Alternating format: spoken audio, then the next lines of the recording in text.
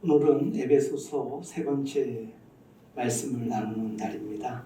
에베소서 1장 1절에서 2절 말씀 우리 함께 두 절 말씀 읽도록 하겠습니다. 시작. 하나님의 뜻으로 말미암아 그리스도 예수의 사도된 바울은 에베소에 있는 성도들과 그리스도 예수 안에 있는 신실한 자들에게 편지하노니 하나님 우리 아버지와 주 예수 그리스도로부터 은혜와 평강이 아멘. 오늘은 성도 신실한 자라는 제목으로 하나님 말씀을 증거하고자 합니다. 에베소서는 여러 교회가 해람하며 보았다고 하여서 해람장이라고 한다고 말씀 전했죠. 에베소서의 원문을 찾아보면 2세기, 3세기, 4세기에 나와 있는 원서들마다 특정한 지역인 에베소를 향한 편지에 대한 에베소로라는 표현이 사실은 전혀 나와 있지 않습니다. 에베소서는 특정한 지역이나 예외적인 그리스도인들을 향하여서 보내진 편지가 아니라 소아시아의 여러 교회들을 향하여서 일반적으로 보내어진 서신이라고 볼 수가 있습니다. 그럼에도 불구하고 이 일반적인 교회와 일반적인 성도들을 향한 에베소서의 말씀이 중요한 이유는 그 에베소서의 말씀 안에 담겨진 가장 보편적이면서도 가장 핵심적인 이 말씀들이 복음의 진수를 담고 있기 때문에 중요한 것입니다. 그래서 어떠한 신학자는 이 에베소서를 두고 바울 신학의 꽃봉우리라고까지 이야기를 하였습니다. 사도는 간절한 바람으로 사람들이 더 많이, 더 깊이, 그리고 더 높이 진리를 깨우치기를 소망하고 있습니다. 그래서 사람들의 믿음의 눈이 열려져서 하나님을 보고 또 세상을 바라보는 시선이 전환되기를 기도하고 있는 것입니다. 사도는 기도합니다. 우리 주 예수 그리스도의 하나님, 영광의 하나님께서 지혜와 계시의 정신을 너희에게 주사 하나님을 알게 하시고 너희 마음의 눈을 밝히사 그의 부르심의 소망이 무엇이며 또 성도 안에서 그 기업의 영광의 풍성함이 무엇인지 알기를 원한다라고 고백합니다. 선포합니다. 이것은 사도의 간절한 기도의 내용이자 궁극적인 서신의 목적과도 같습니다. 오늘의 설교 도입부에서 이러한 부분을 강조드리는 이유는 모든 서신들마다 각각의 목적이 있다면 그 목적을 분명히 알아야지 그 서신에서 전하고자 하는 말씀의 맥을 붙잡을 수 있기 때문입니다. 에베소서를 오늘의 현 시점에서 강해하는 가운데 우리 그리스도인들이 함께 나누길 원하는 것은 그리스도인이란 어떤 존재이냐, 정확히 무엇을 믿고 어떠한 의미를 담고 있는 것이 그리스도인인가에 대하여서 인식하는 것이라고 생각합니다. 초대 그리스도인들이 얼마 되지 않는 소수의 인원이었음에도 불구하고 그들이 살고 있는 땅이 이방인이 살고 있는 이교도 지역이었음에도 불구하고 크고 심오한 영향력을 미쳤던 것을 우리는 들었습니다. 오늘의 수많은 그리스도인들과 교회의 양적 수치와는 비교할 수 없는 지극히 적은 무리들이 모였고 믿었던 그 초대교회 기독교 공동체가 절대적 다수가 핍박하고 믿음을 흔드는 그 상황 속에서도 반석 위에 오롯이 선 채 흔들림 없이 교회의 사명이요 성도의 삶을 살아갈 수 있었던 그 이유가 무엇일까요? 그들은 그들다웠기 때문이라고 생각합니다. 그들은 교인다웠습니다. 그들은 성도다웠고 그들은 하나님을 믿는 사람들다웠기 때문에 그들은 그 시대 가운데서 그 어떤 어려움도 이겨낼 수 있었던 것입니다. 오늘 우리 시대가 어려운 것은, 그래서 믿음을 지키기 어려운 것은 시대적 상황이라는 그 너무나도 일반적인 이유가 아니라 어쩌면 교회의 체질이 약화되고 우리의 신앙이 하나님 앞에 좀 더 집중하지 못함은 아닌가 생각해 볼 필요가 있는 것입니다. 그들다웠던 것은 조직의 의함이 아니라 그것을 가능케 한 것이 하늘로부터 주시는 하나님의 능력으로 그들의 사람의 됨됨이가 바뀌었기 때문입니다. 그들은 하나같이 참된 그리스도인으로서의 믿음과 능력을 갖고 있었던 사람들입니다. 소수 공동체였음에도 불구하고 초기 기독교가 막강한 실존 세력들 앞에서도 생명력 있게 그 옛적 고대 시대에 사역을 할 수 있었던 것은, 그리고 2000년이 훌쩍 지난 지금에서도 참 진리를 깨달은 기독교가 이 시대에 선한 영향력을 미칠 수 있었던 것도 그들다웠기 때문에, 그들이 믿음 때문에, 그들이 하나님을 믿는 백성다웠기 때문이 아닐까라는 그 원동력을 우리는 발견하게 되는 것입니다. 그런 면에서 오늘의 기독교가 작금의 시대 상황에도 불구하고 큰 감화를 사람들에게 끼칠 수 있는 방법을 우리는 찾을 수 있습니다. 교회라는 공동체가 조직력의 발전이나 시스템의 갱신 전환의 문제가 아니라 초기 기독교인들처럼 적을지라도 그리스도인답게 된다라면, 교회다운 교회가 된다라면 세상을 변화시킬 수 있을 것이고, 심지어는 도리어 교회를 향하여서 지적하는 수많은 비방 앞에 담담하게 설 수 있게 될 것입니다. 정말 이 땅의 조국교회와 그리스도인들이 성경을 통해서 전해지는 빛과 소금의 사명을 다하기를 원한다면 우리 이제 가던 길을 조금 속도를 줄이서라도, 아니 이 자리에 잠깐 멈춰 서서라도 우리의 내부와 우리의 주변을 살펴볼 이유가 충분하지 않겠습니까? 만일 우리들의 교회가 보다 건강한 교회에 대한 관심과 기대가 있다면 더 본질적으로 우리들의 교회가 교회 밖 세상 사람들을 거룩한 부담감을 가지고 구원하고자 한다면, 그래서 비참과 공고함 속에서 멸망의 길을 걷고 있는 저들을 하나님께로 인도하고자 무엇을 선포하길 원한다면 우리가 제일 먼저 해야 될 것은 먼저 우리를 돌아보는 것입니다. 우리 자신을 돌아보는 것이고 우리의 교회를 먼저 점검하는 것이 우선되어야 되는 것입니다. 사도가 에베소서를 향한 편지를 쓰면서 사용한 주요 몇 단어들을 통하여서 우리 기독교인들, 그리스도인들의 존재와 오늘 우리 시대가 당면하고 있는 기독교의 실존 문제에 대하여서 살펴보며 또 깨달음을 얻기를 간절히 소망합니다. 오늘의 말씀의 제목처럼 우리가 첫 번째 우리가 주의 깊게 살펴볼 단어는 오늘 성경 본문에서도 나와 있는 성도라는 단어입니다. 신약에서 성도의 의미는 구별함을 받음이라는 뜻입니다. 이는 분리된 것을 의미하고 구별되었다라는 것입니다. 좋은 예로 사도행전 19장에 보면은 사도는 제자들을 따로 분리시켜서 두란노 서원에 모이게 합니다. 그리고 그들에게 말씀을 전합니다. 말씀을 전하였을 때 사람들은 믿음으로 세움을 받게 되고 가르침을 얻게 됩니다. 그리고 그들은 성도로서의 삶을 살아가게 되는 것입니다.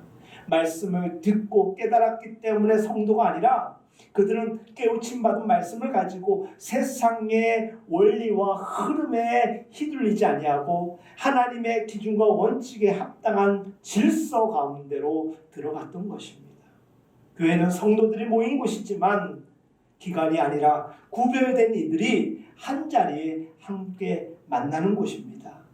교회는 세상의 그 어떤 조직과 같은 개념의 한 곳이 아니라 구별된 사람들이 목적하는 바를 분명히 하며 살아가는 공동체인 것입니다. 여러분들 구약의 예를 살펴본다면 이스라엘이 될 것입니다. 그들은 하나님에 의하여서 구별된 사람들이요 민족이었습니다. 어느 의미에서는 다른 많은 민족 가운데 한 민족으로 보일 수는 있겠지만 그들은 달랐습니다. 왜? 그들은 다른 민족들이 갖고 있지 않는 특권, 하나님이 허락하시는 축복의 특권을 누릴 수 있었고 간직한 이들이었기 때문입니다. 그들은 하나님의 백성들이었습니다. 선택된 세대였고 왕같은 제사장들이었고 거룩한 나라요 하나님의 소유된 백성들이었습니다.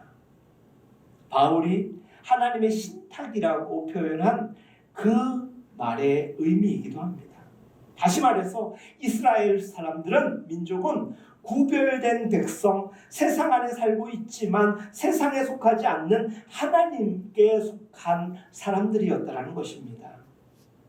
바로 성도입니다. 성도는 구별된 사람들, 분별할 줄 아는 하나님의 영으로 세상을 살아가는 사람들인 것입니다. 성도된 그리스도인들은 1차적으로 세상으로부터 분리된 자들입니다. 그리스도인들은 다른 어느 사람들과 같지 않으며 구별되었으며 분리된 사람들입니다. 하나님의 부르심을 입었습니다. 그래서 이 땅에서 진리를 고수하며 분별된 삶을 살아가는 사람들, 바로 그들이 그리스도인들인 것입니다. 구별이라는 것은 예배당에 있느냐 있지 않느냐의 문제가 아닌 것입니다. 단순한 습관의 결과 내지는 사회적 분위기 내지는 여러 가지 이유들로 인하여서 충분히 믿음이 없어도 교회 안에 있을 수도 있기 때문입니다. 문제는 우리가 정말 진정으로 인격적으로 하나님의 능력 안에서 은혜 가운데서 구별된 사람이요 삶을 살고 있느냐의 문제가 아니겠습니까? 세상과 본질적으로 다름을 우리는 이제 맛보았기 때문에 넉넉히 성도로서의 삶을 살아갈 수 있는 것입니다. 결국 우리의 구별됨은 외적인 의미에 국한됨이 아니라 우리의 구별됨은 내적으로 구별되어 있기 때문에 특별한 구별됨인 것입니다. 성도로서 구별된 삶은 우리 스스로가 만들어가는 믿음의 의지가 또한 있어야 되는 것입니다. 본능적으로 우리는 성도를 거룩한 사람들이라고 표현하고 생각하며 실제로 그러한 단어들을 사용합니다.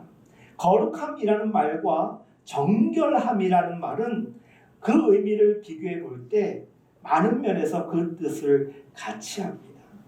인간은 죄로 인하여서 하나님으로부터 멀어져서 하나님의 영향 밖으로 배제된 존재, 배제된 삶을 살았습니다.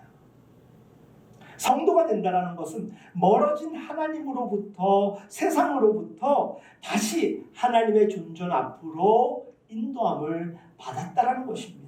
그리고 하나님 앞에 살아간다는 것입니다. 우리로 하여금 하나님의 존전에서 배제시켰던 그 세상의 그 모든 것으로부터 그리고 악한 영으로부터 해방되는 것인 것입니다. 그렇다면 분명히 하나님의 존전에 나아가기 위해서는 합당한 무언가의 사건이 일어났기 때문에 가능한 것 아니겠습니까? 우리는 멀쩡히 가만히 있고 하나님께로 돌이키려고 노력하지 않았음에도 불구하고 그렇게 많은 사람들이 순간 신앙을 가졌다고 성경은 전하지만 특별히 상당수 다수는 여전히 지금도 죄악 가운데 살아가고 있고 심지어 교회 안 그리스도인이라고 자칭하는 이들조차도 죄악과 버타여 살아가고 있는데 우리가 성도가 되었다 하나님의 존전 앞으로 이끌림을 받았다라 함은 우리가 할 수 없는 우리의 의지와 우리의 능력과는 전혀 다른 특별하고 놀라운 일이 일어났기 때문에 가능한 것 아니겠습니까? 우리가 거룩해진다는 것, 정결해진다는 것은 죄로부터 해방되는 것입니다.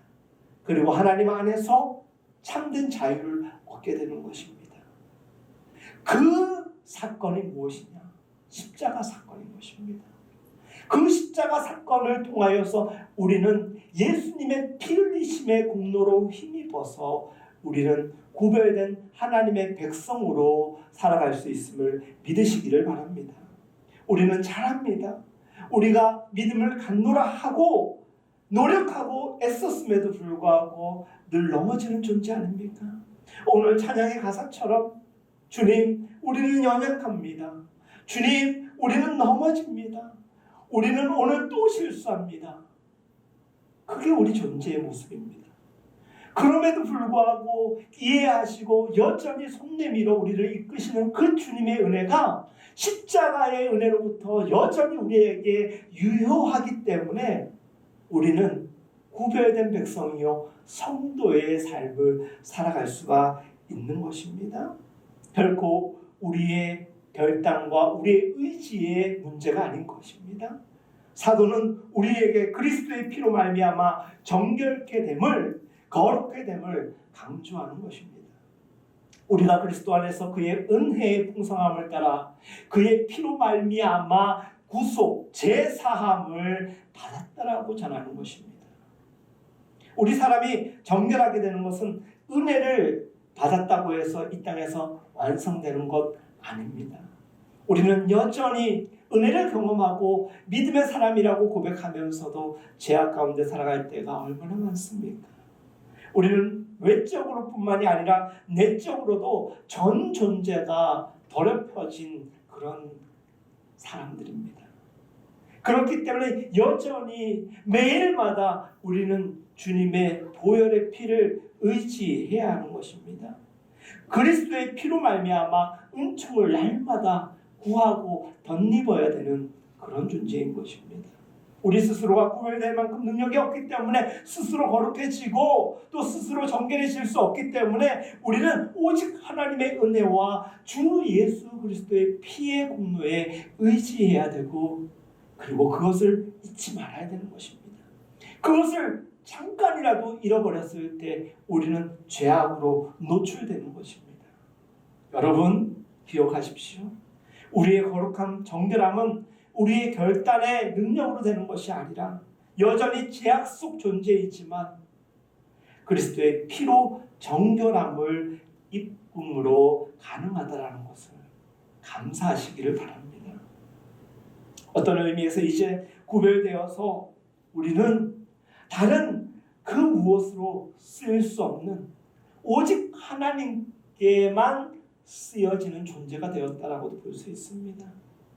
우리에게 허락하신 이 거룩과 구별을 통하여서 세상과 더 이상 착할 수가 없는 어쩜 그런 신세가 된 것입니다.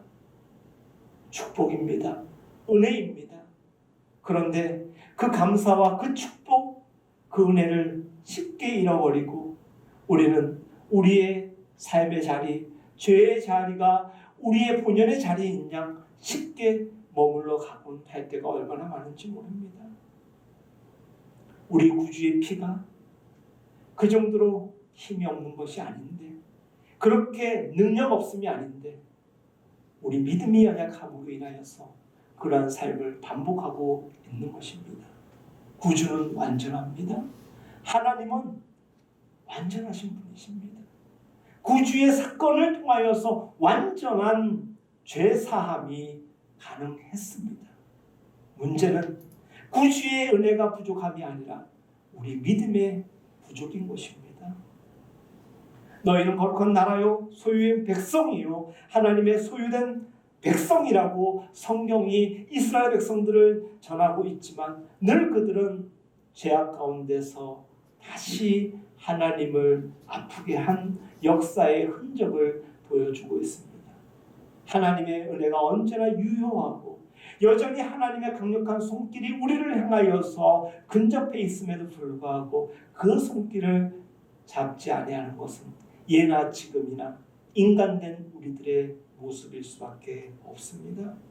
그렇기 때문에 우리는 어떤 경우에도 우리의 힘과 능력, 자격과 공로를 의지하거나 자랑함이 아니라 성도는 결코 가볍게 쉽게 불려질 호칭도 아니고 신앙적 기여로 얻게 되는 직분이 아니기 때문에 이 성도의 은혜와 은총을 입은 그 이후로는 이 신앙을 붙잡기 위하여서 우리는 표대를 향하여 다름질하는 일에 최선을 다해야 되는 것입니다. 잠시 쉬었다 갈 수 있는 여유로운 세상이 아닙니다. 조금만 우리 스스로를 나태함에 방치해버리면 너무나도 멀어지는 것이 하나님과 우리의 관계였음을 우리는 경험하지 않았습니까? 로마 가톨릭 교회가 어떤 특정한 사람들을 역사적 평가 속에서 성자, 세인트라는 칭호를 붙일 때가 있습니다. 뛰어난 사람들에게 찬사를 보내는 일은 동의할 수 있지만 사실 로마 교회주의자들이 말하는 그 성자라고 불리는 제도요, 그러한 상황은 성서적이지는 않습니다.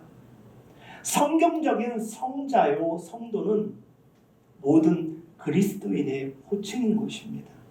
그렇기 때문에 그렇게 살지 못해서가 문제이지 우리가 그리스도인이 되었다라 함은 우리가 성도요, 성자의 삶을 살아가는 사람들이라는 것이고 그리고 그 삶을 살아내야 될 마땅한 은혜의 범위 안에 살아가게 되는 것입니다. 성도가 아니고서는 그리스도인일 수가 없습니다. 우리가 쉽게 교회 찾는 이들에게 어쩌면은 교회를 처음 나온 이들에게 가장 낮은 개념의 직분으로 성도라고 호칭할 때가 있는데 그런 거 아닙니다. 성도는 목사라는 이름보다 장로라는 이름보다 더 귀하고 더 구별된 하나님의 영광된 호칭인 것입니다. 우리가 성도로서 살아간다는 것은 이제는 세상과 짝하지 아니하고 하나님의 사람으로 살아가겠다라는 영적인 표찰과 같은 것입니다. 세상 안에 살고 있지만 세상에 속하여 있지 않으며 생각과 사고방식 그리고 마음과 생각하는 태도, 행실이 그 어떤 경우에도 구별될 수 있어야 되는 사람, 그 사람이 바로 성도라는 것입니다. 세상 주관자들의 영향을 받지 않는 오직 하나님과 주 예수 그리스도의 통치를 받고 지배 아래서만 존재하는 이가 바로 그리스도인 성도된 우리들인 것입니다. 우리 그리스도인들은 그리스도의 피로 정결함을 입은 성도들이기 때문에 구별됨의 영광을 입었음을 영광으로 고백할 수 있기를 간절히 소망합니다. 여러분, 에베소서 첫 번째 강의를 하면서 에베소에 가면 세계 7대 불가사의 중에 하나라는 아데미 성전, 풍요의 여신이라고 하죠. 제가 예전에 그림을 보니까 그 풍요의 여신 아데미 그 신상을 보면은 그 여인의 가슴에 24개의 가슴이 있고 머리에는 로마의 시티가 이렇게 형상화되어 있습니다. 모든 것을 세상을 관할하고 관장하는 것이 그 여신이라고 사람들은 믿으며 그 앞에 수많은 에페소 사람들과 순례객들이 머리를 조아렸습니다. 그들은 크게 외쳤습니다. 크다 크다 에페소의 아데미여, 크고 놀라운 우리의 신이여 아데미여 라고 외쳤습니다. 우상의 숭배가 만연되었던 곳, 요술적 삶과 마술 행위들이 거리낌 없이 행해졌던 그곳 에페소에서 구주와 복음을 전한다는 것이 쉽진 않았을 것입니다. 그래서 사도 바울은 성령의 능력을 의지할 수밖에 없었습니다. 여러분, 역사 속 언제가 지금도 사회 근교에 있는 그 여리고의 성경에서 이야기하는 여리고성은 그 당시에만 있는 것이 아니라 오늘 우리 시대에도 얼마나 많은 여리고성이 존재하는지 모릅니다. 지금도 우리 삶을 찾아보면 곳곳에서 아데미 신정과 같은 아데미 여신 신상을 모시고 있는 것처럼 하나님만이 전부가 아니라 세상에 기우뚱하는 여러 가지 삶의 모습들이 발견되곤 합니다. 초기 그리스도인들의 숭고한 신앙 덕분에 그들이 소수일지라도 그 믿음을 지켰기 때문에 사도 요한의 사역터가 그곳이 되었고, 순교자의 피로 구별된 약속의 수많은 땅들이 지금 복음의 땅이 되었기 때문에 우리들은 복음을 영접하고 이 땅을 은혜와 평강 가운데 살아가고 있는 것입니다. 우리가 오늘 지켜내지 않는 이 복음으로 인하여서 우리 후대가 어떻게 될지 모르는 것입니다. 피 흘림의 은혜는 구속자 예수 그리스도의 피 흘림과 더불어 순교자들의 피 흘림이 이어지면서 이 땅의 복음의 꽃으로 우리에게 전하여진 것입니다. 우리가 절대 소수로 살아가는 그 시대의 초대 기독교인들처럼 성도의 영광을 입고 성도다운 성도여 교회 공동체다운 교회 공동체를 세워간다라면 우리 개개인의 존재뿐만이 아니라 교회의 존재마저도 이 시대 속 가치와 영향력이 달라질 것을 저는 확신합니다.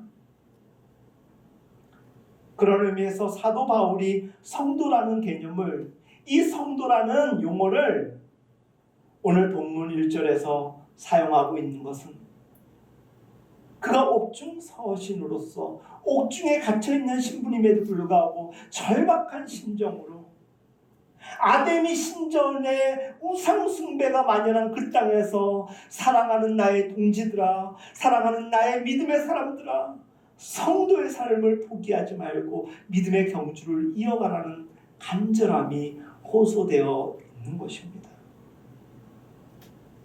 우리 그리스도인의 존재와 기독교인들의, 그리고 오늘 우리 시대의 기독교가 당면하고 있는 이 실존의 문제를 해결해낼 수 있는 동시에 깨달음을 주는 두 번째 단어이자 키워드는 바로 신실한 자입니다.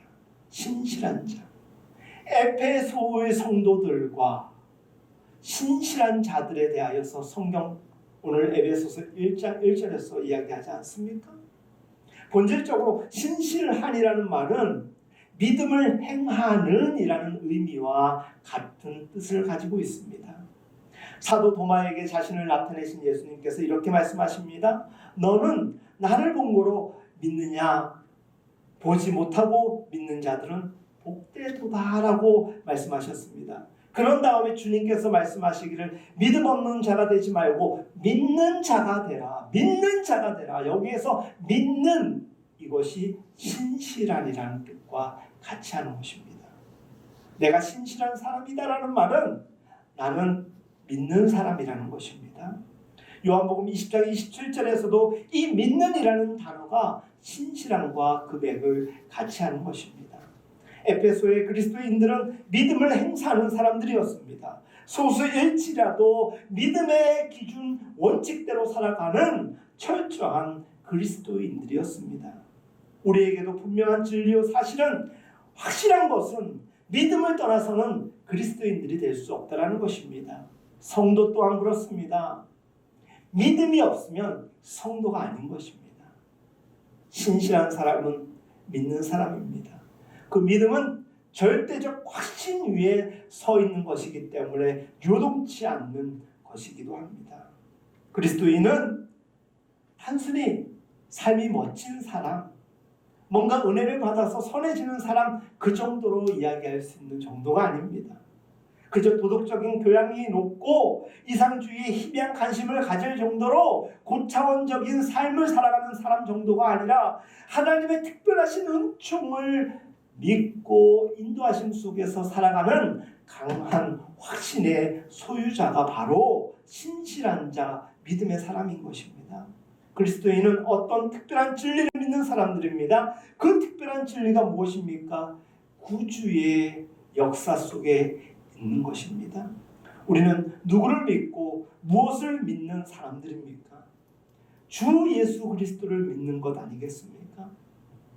그리고 여기서 말하는 그 믿는다라는 것은 나사렛 예수가 하나님의 아들이라는 것을 믿는 것이고, 또 동정녀 마리아를 통하여서 태어난 그 예수가 성육하신 하나님이심을 믿는 것, 온전히 믿는 것, 모든 것인 것입니다. 믿는다라는 것은 성경에 기록되어 있고 예수와 예수의 사람들, 그 성경을 믿는 수많은 사람들의 역사적 사건을 오롯이 흔들림 없이 믿는 그 모든 것을 이야기하는 것입니다. 에베소에 있는 사람들은 이 진리를 믿는 사람들이었습니다. 바울은 이 진리를 근거로 하여서 성령의 인재를 날마다 갈망하였고 성령의 도우심 속에서 역사를 이뤄갔던 사람이었습니다. 에베소의 그리스도인들은 결코 수월하게 그리고 가볍게 믿음을 붙잡은 사람들이 아닙니다. 그들 가운데서는 엄청난 핍박과 박해와 어떤 이들은 처형을 당하면서까지 신앙을 지켰던 삶을 살았습니다. 그 어떤 때보다도 믿음 때문에 치열하게 고통당하며 살았던 그 시대의 에베소 사람들이 바로 믿음의 사람들이었던 것입니다. 그들은 믿는 사람들이었고 신실한 사람들이었던 것이었습니다. 그들은 그리스도 예수께서 이 땅에 오셔서 모든 사람들을 위하여 죽으셨음을 변함없이 흔들림 없이 믿었습니다. 그들은 그리스도께서 우리를 구원하신 것이 그의 피로 말미암았음을 확신하였던 사람들이었습니다. 그리스도께서 우리의 형벌을 짊어지시고 우리가 당해야 할 죽음을 대신 죽었음을 믿는 사람들이었습니다. 이와 같은 고백들이 그들에게 있었기 때문에 그들은 흔들릴 수 없었기 때문입니다. 죽음이 전혀 두렵지가 않았습니다. 전혀 아깝지 않았습니다. 왜? 그들 스스로가 죄의 형벌로서 감당해야 될 수많은 것들에 대한 그 모든 것을 예수 그리스도가 하나님의 계획하심 속에서 해결하셨음을 은총으로 받아들이고 믿었던 사람들이기 때문입니다.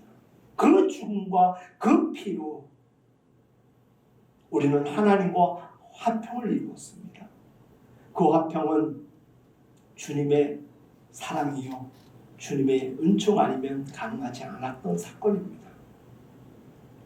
여러분, 이런 확실한 일들 앞에서 우리의 믿음은 어떻습니까? 우리도 신실합니까? 정말 우리가 성도라고 불릴 만큼 구별되고 확신 있게 이 시대를 살아가고 있습니까? 그리스도께서 죽은 자 가운데서 다시 살아나셨고 약속하신 성령이 우리와 함께 하심으로 인하여서 이 어려운 세상 가운데서도 넉넉히 살아갈 수 있음을 믿으시는 분들이 바로 여러분들이시라면 여러분들은 성도요 그리스도인인 것입니다. 에베소에서 온갖 고통과 공고함 속에서 살아가면서 기쁨의 잔을 높이 드리며 날마다 서로 교제하였던 그 믿음의 사람들이 바로 오늘의 우리들이 될 수 있는 것입니다. 믿음이라는 말에 믿음은 신실함과 같이 가는 것입니다. 적당히가 아닌 것입니다. 주 안에서 너무나도 사랑하는 여러분, 우리는 우리 스스로에게 물어봅니다. 지금 물어보십시오. 우리는 신실한가? 우리는 정말 믿고 있는가? 우리의 신앙과 교회의 사활은 교회에 다니는 사람들이 몇 대고 몇 명이 예배에 참석했느냐가 아니라 오늘 이 자리에서 예배를 드리고 온라인으로 예배 드리는 여러분들이 정말 진심을 다하여 감사함으로 이 은혜의 진리의 깨우침을 얻고 하나님 앞에 서 있느냐, 그것이 우리의 사활이지 다른 것 아닌 것입니다. 초대 기독교인들이 믿었던 것들은 온전함으로 성령을 받아들이는 것이고 그것을 확신하며 살아가는 것이었습니다. 그들은 그들 스스로가 누구인지를 알았습니다. 그들 스스로가 어떠한 연유로 성도요 그리스도인이 될 수 있었다라는 그 근원을 알고 있었던 사람들입니다.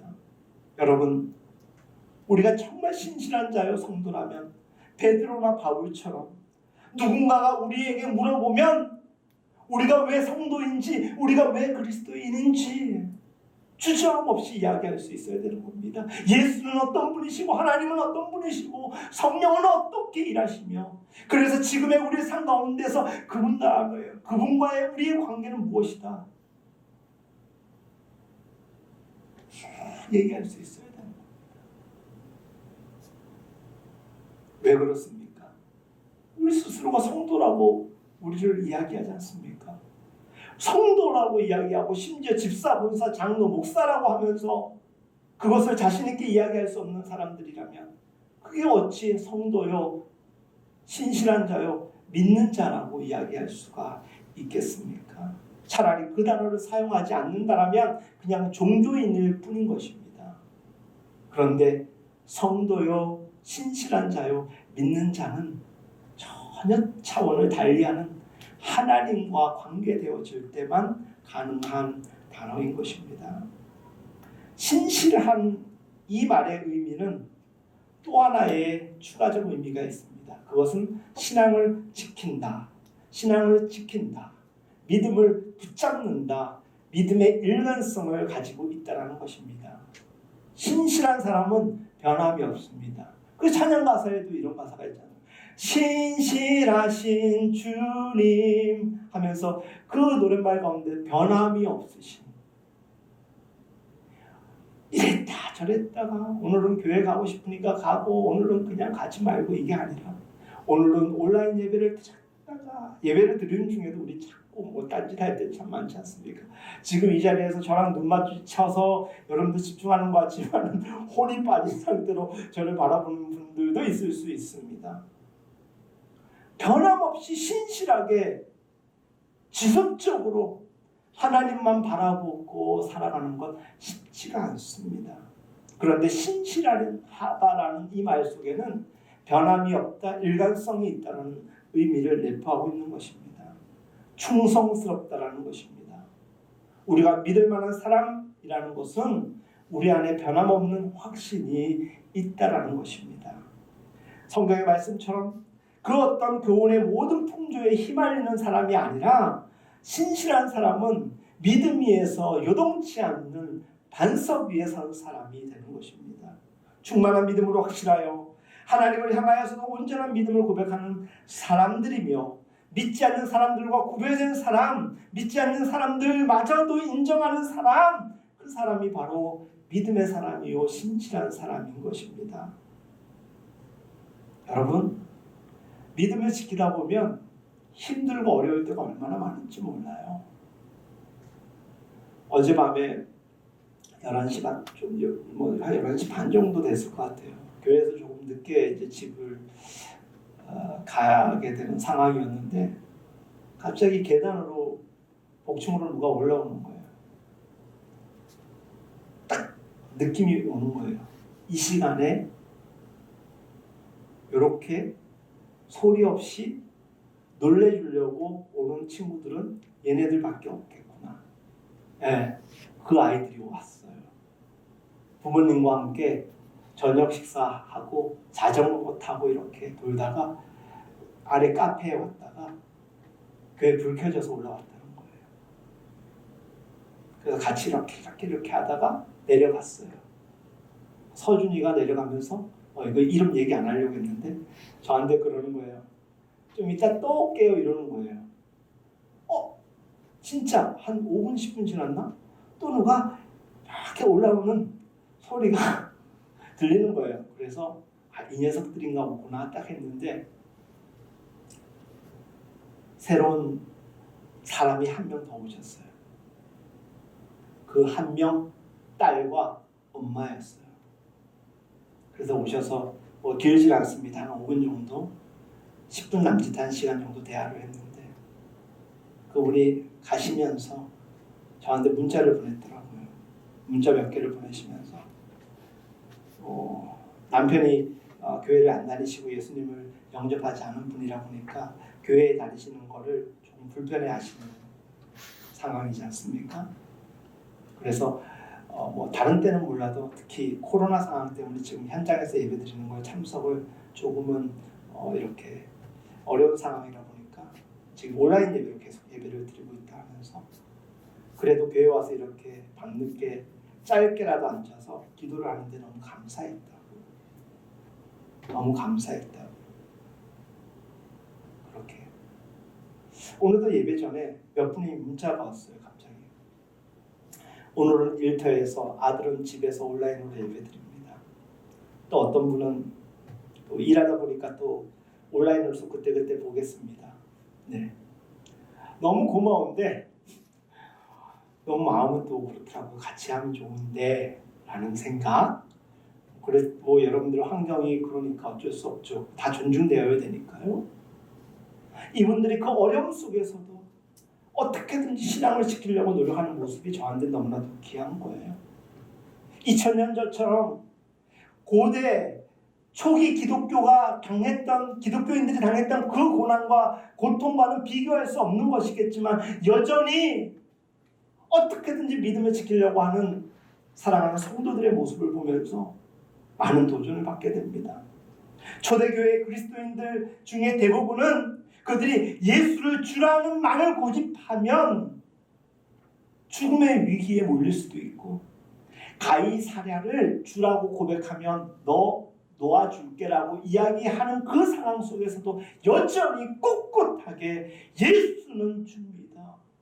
히리오스, 나의 주인은 예수님밖에 없습니다라고 이야기했던 그 사람들, 오늘 우리 시대에 우리들에게 어떻게 비춰 보입니까? 와 멋지다 정도가 아닙니다. 부러운 정도도 아닙니다. 믿음이 못 미친다라면 부끄러워할 줄도 알아야 되는 것이고요. 우리 안에 삶을 향한 열정이 있다면 나도 저와 같은 신실한 믿음이 사람이 되어야 되겠노라고 결단하고 노력할 수 있어야 되는 것입니다. 그리스도인은 그런 사람입니다.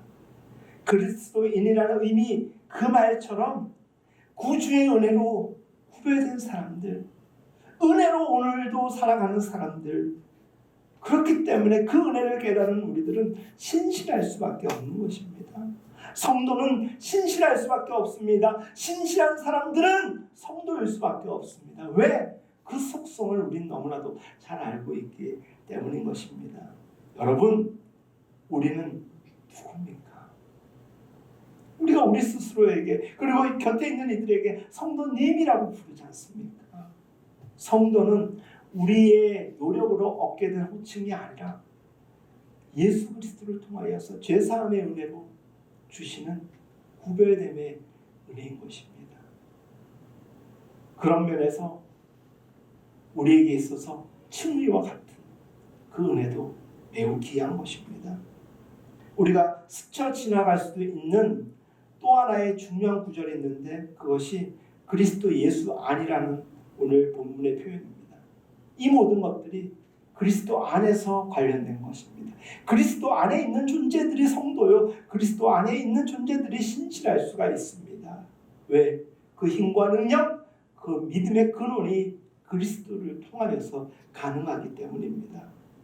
우리가 그리스도의 일부입니다. 성경이 이렇게 이야기하지 않습니까? 너희는 그리스도의 몸이니 그 몸의 지체라.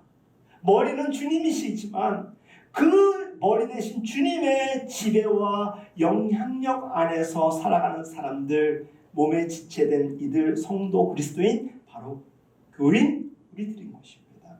우리 같은 죄인이 그리스도의 일부가 되었다는 것, 우리 같은 죄인이 거룩하신 하나님이요 예수님의 일을 행하고 있다는 것, 축복 아니면 그 무엇으로 표현될 수가 있겠습니까? 여러분, 그렇기 때문에 그리스도 예수 안에 있다라는 표현은 어떻게 보면 사도 바울이 1절에서 이야기한 것처럼 주 예수와 하나님의 사도된, 자녀된, 믿음의 사람된 소속을 분명히 하지 않습니까? 오늘 우리 시대에 수많은 목회자들이 자기의 이름을 엉뚱한 이름으로 거들먹거릴 때가 많습니다. 내가 무슨 회장이요, 내가 무슨 대표요. 아주 간단하고 심플하게 바울은 자기를 소개합니다. 하나님과 주 예수의 사도된 자기라고 합니다. 우리 공로가 없습니다. 그 어떤 것도 우리의 자랑일 수가 없습니다. 그렇기 때문에 우리의 소속을 분명히 해야 됩니다. 주 안에 있는 우리들입니다. 그리스도 예수 안에 있는 우리들, 바로 성도요 신실한 자라는 것입니다. 그리스도의 피로 산 주님의 소유된 우리라는 것입니다. 지난 2주에 걸쳐서 은혜와 평강에 대하여서 말씀을 전하고, 오늘 성도 신실한 자에 대하여서 전합니다. 여러분들, 그러니까 생각해 보니까 은혜와 평강이 이와 같이 어떤 이들, 주님의 피 흘림의 은혜로, 죄사함의 은혜로 구별된 사람으로 은혜를 입은 성도요, 그리고 신실한 자들만이 누릴 수 있는 것이구나. 은혜와 평강은 잠시 잠깐의 고요함이 아니라 어떤 상황이 있어도 그 은혜가 분명한 원리 속에 있기 때문에 흔들리지 않기 때문에 은혜요, 흔들리지 않는 것이기 때문에 평강인 것입니다. 평강을 주었기 때문에 믿음이 생기는 게 아니라 믿음이 있고 신실한 자가 되었기 때문에 흔들리지 않는 마음의 상태, 평강 안에 들어가는 것이고, 그것이 날마다 은혜 안에서 지속 가능하도록 하나님께 구하는 것입니다. 조금의 흔들림 없이 성도의 이 거룩한 옷을 입고 곧은 믿음으로 신실하게 살아간다면 우리는 하나님과 연합한 자요, 하나님의 합평을 날마다 경험하게 될 것입니다. 사랑하는 여러분, 성도와 신실한 자로 온전히 살아갈 수 있기를 바랍니다. 여러분들은 성도입니다. 말씀을 마무리하면서 우리의 어떠한 자격이나 수고함에 근원을 하지 않습니다. 주님의 은혜로서 이마저도 성도가 된 것입니다. 신실할 수 있는 것도 이 은혜를 깨달았기 때문에 신실하고자 결단하는 것이고 고집스럽게 살아가는 것입니다. 우리 그리스도인의 존재의 문제, 그리고 기독교의 실존의 이 모든 문제들을 해결할 수 있는 방법을 엿보자, 살펴보자라고 말씀을 전하면서 이 두 가지 단어를 제시한 것입니다. 여러분, 기독교인들의 존재의 문제가 있다면, 그리고 오늘 우리 시대의 교회가 당면하고 있는 문제가 있다면, 그것은 상황의 문제가 아니라 우리가 성도되지 못함이요, 우리가 신실하지 못함이요, 우리가 그리스도인 되지 못함이기 때문에 쉽게 답을 찾게 되는 것입니다. 우리가 성도되고 우리가 그리스도인이 되면 하나님의 은혜와 평강 가운데 교회는 지속될 것이요, 세상 가운데 선한 영향력을 미치게 될 것입니다. 성도요 신실한 자로 살아간다는 것은 결코 쉽지만은 않을 것입니다. 하지만 성도요 신실한 자에게 주시는 하나님의 그 무엇이 있지 않습니까? 그것이 은혜와 평강입니다. 그 은혜와 평강이 있기를 노래하고자 합니다. 짙은 안개가 가를 때, 긴 터널을 지날 때 이 노래를 불러봅니다. 삶의 무게가 힘들 때,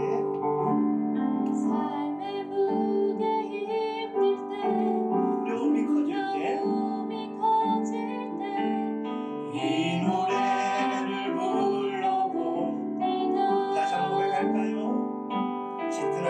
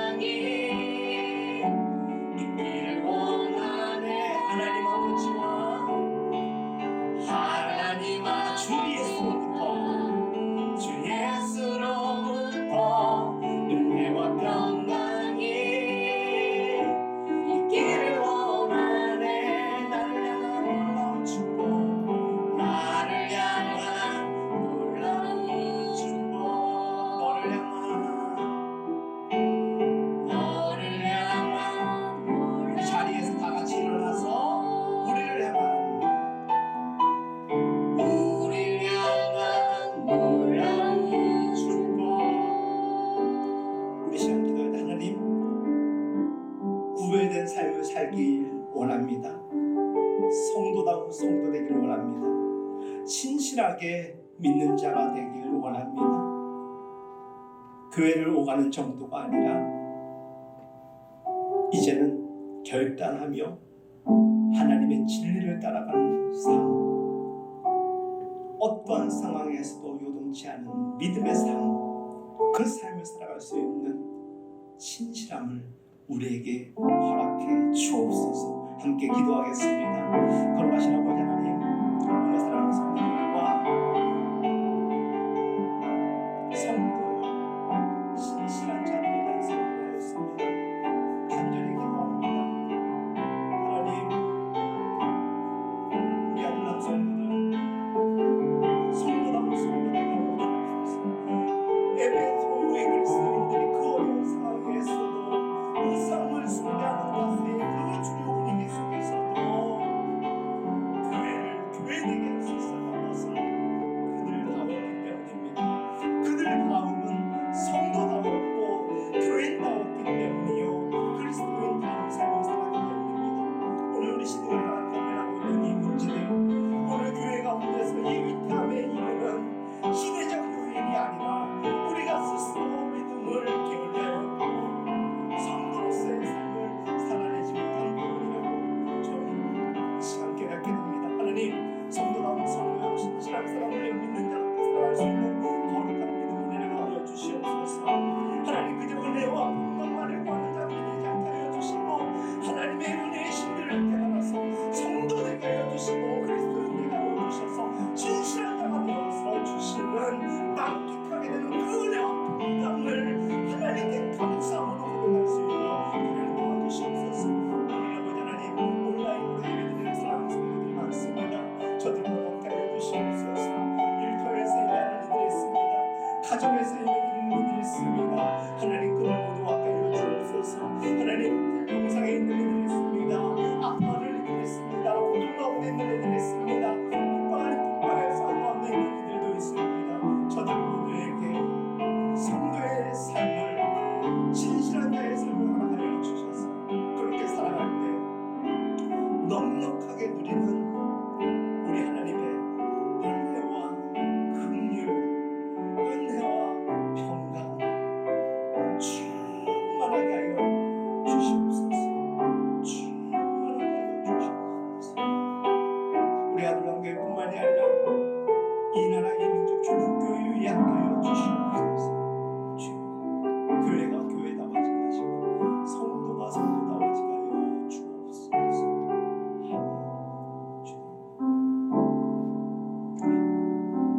하나님,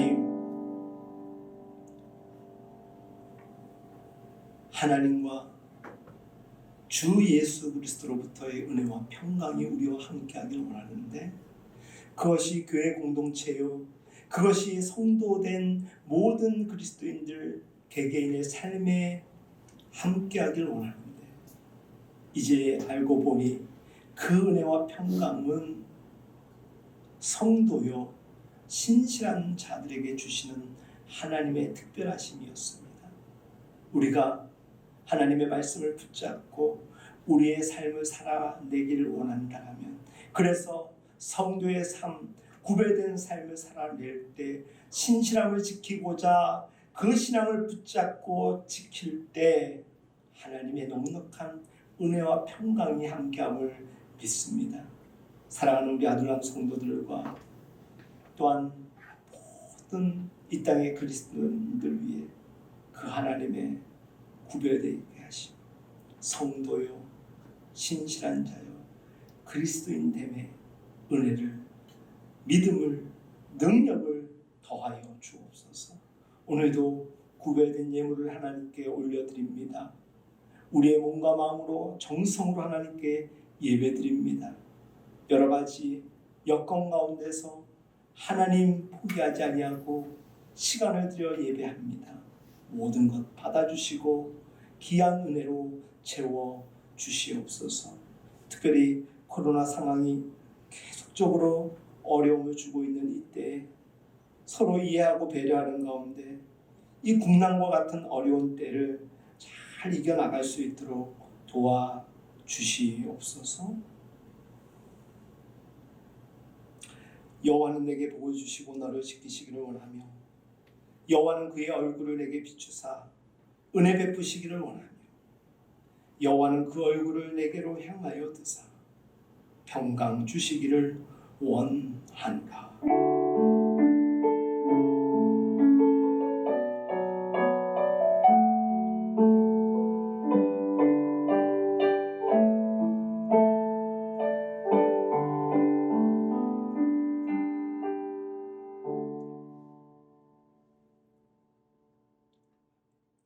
오늘도 현장에서 예배드리는